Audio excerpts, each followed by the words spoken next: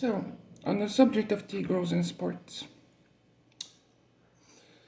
For starters, I've been on hormones for a few years. And I felt the loss in muscle mass, for sure, I felt it. And not just the loss in muscle mass, the loss in aggression, the loss in a lot of things. I'm not so worried about my bones because at my huge size, I got really big bones. I'm not lanky at all. And I eat a lot of cheese, so I'm not worried about my bones yet. But I'm huge. Testosterone makes your bones grow a lot.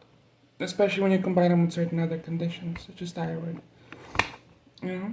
So I'm huge. 6'3". Not the lanky type at all.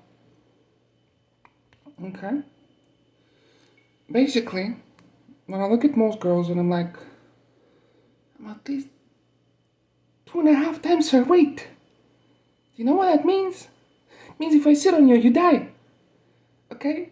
That's what it means. Okay, not all T-girls are like me. Some T-girls have a more normal size. Some T-girls were lucky and did not grow up in a country where they taught you to kill with a knife at an early age just because you were born with the body of a boy. So they weren't taught aggression. They didn't have to get big and strong and stuff like that. So they're not big like me. But I'm huge. Okay? If I sit on you, you die. So personally, I tend to stay away from girl sports. Because very simply, I cannot outrun you because I'm that huge, even though I have long legs, but I'm just heavy. Real heavy. So if I sit on you, you die. So it's like something to think about it. Because, okay, I felt the loss in muscle mass, yes. But I can still shoot the same weight of bow that I used to shoot before transition. It's just that it's a bit harder to keep it drawn for a long time. That's about it. But I was shooting a 50-pound bow before estrogen. After a couple of years on testosterone blockers, no less, so I don't actually know how much I would have been capable of before transition at all. Okay? So I was shooting a 50-pound bow before estrogen. I'm still shooting a 50-pound bow. It's just a bit harder to keep it drawn. That's it. So maybe, just maybe, girls cannot do everything boys can do. Okay? You get the smarts. But physically, do you really want to take that much testosterone, considering what it's gonna do to you? Because me, I used to punch walls before my transition. I used to smash my forehead in walls and furniture and stuff like that because testosterone does things to your brain. I don't suggest it personally. I don't suggest testosterone to girls. You're not gonna like it. You're not gonna like it, especially once you've encountered violence and your brain starts reacting to that under the effect of testosterone. You're not gonna feel so good about it. I've heard some girls are confused about it and they try to transition and stuff like that and they take testosterone. They think it feels good, some of them, for some reasons. But it won't feel good in the long term. I can confirm that. I would so love to get rid of whatever produces it. At least in my case. So yeah, if I sit on you, you die. So maybe you should leave certain jobs to the boys, because they're better at them. There are certain jobs that both boys and girls can do equally well, but there are certain jobs that boys are better at, and there are certain jobs that girls are better at. Now, I heard a suggestion on this subject from professional sports people that it would be a better idea to have a mixed league where, because this is the thing, is trans people, there's too few of us to have our own league, okay? There's simply too few of us. Genuine transgendered people who do need the hormones and the operation and everything, there's too few of us to have a league of our own. So the suggestion that I found, I think, was really good, is to have a mixed league where anyone who has the skills and the confidence can participate regardless of gender, and to have a separate league for cis girls. Because quite simply, if I sit on you, you die.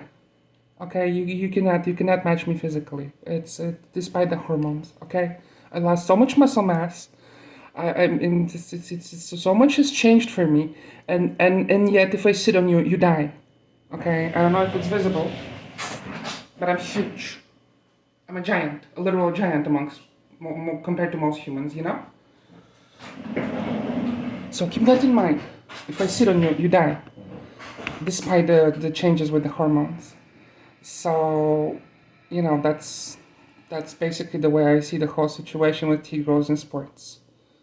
You know, I think it's cool that Alana is trying to stand up for us and everything, because there are forces in this world that are indeed organizing not just a trans genocide, but a genocide for all queers on the planet. Starts with Kami, okay? But at the same time, I did not appreciate seeing Alana break the faces of other girls. You know, it's just I'm just stronger than you, and that's that. Okay. Despite the changes with the hormones, despite all the loss in muscle mass and aggression, I'm still stronger than you, much stronger than you. I don't know how it is for T girls more your size, but I'm huge. Okay, testosterone makes your bones grow and other things as well. So it may be a good idea to consider that. Because quite simply, if I sit on you, you die. And I'm not saying that to be mean. I'm just saying it to be practical. You know? And I know some trans people will really dislike me for saying these things, but I like to be practical when it comes to certain things. And if I'm still that much stronger than you, despite all the changes with the hormones, well, maybe girls cannot do exactly everything that boys can. And maybe you should keep that in mind.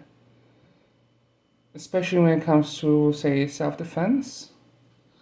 Because it's like the claim that you're just gonna kick him in the balls and you win the fight and you won't get violated. That betrays ignorance about men. Very much so. So I'm gonna be coming up with things to help you to defend yourself that I think will be a lot more practical than the notion that the kick in the nuts is the off switch. Okay? I'll try to help. I'll try to help because testosterone taught me a few things about life. Good luck.